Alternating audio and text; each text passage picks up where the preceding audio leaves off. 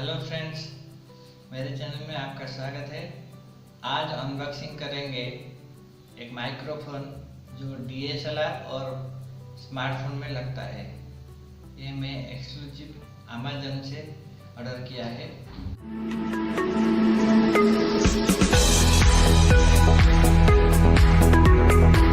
ये है आपका माइक्रोफोन जो मैं अमेज़न से मंगाया है।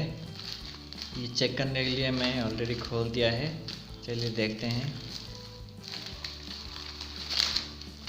इनवॉइस है, ये अमेज़न से आया है। ये है आपका माइक्रोफोन। क्वालिटी तो अच्छा है, पैकिंग भी अच्छा है। देखते हैं अंदर क्या है।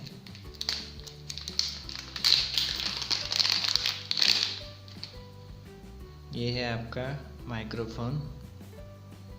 कुशन बहुत बढ़िया दिया है। ये भी आप निकाल सकते हैं इसे।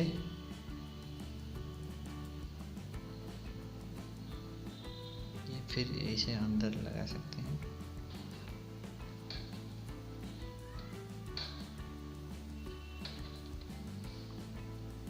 ये बहुत अंदर लगा सकते हैं।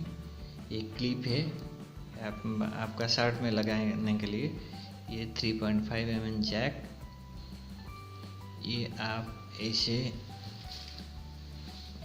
ये मेरा मोबाइल है, यहाँ पर इसे लगा सकते हैं तो आपको यहीं पे दिखा देगा कि आपका माइक्रोफोन अटैच हो गया है।